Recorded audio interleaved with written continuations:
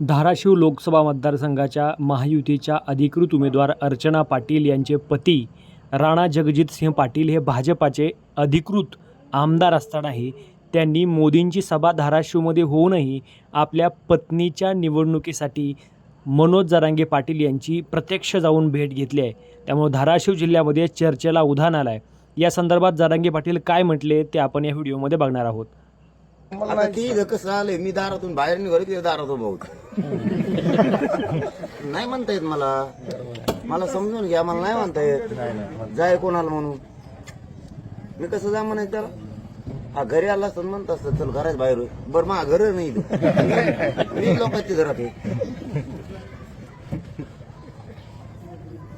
हा त्याने काय लिहिलं असतं मग त्याला सांगितलं असतं.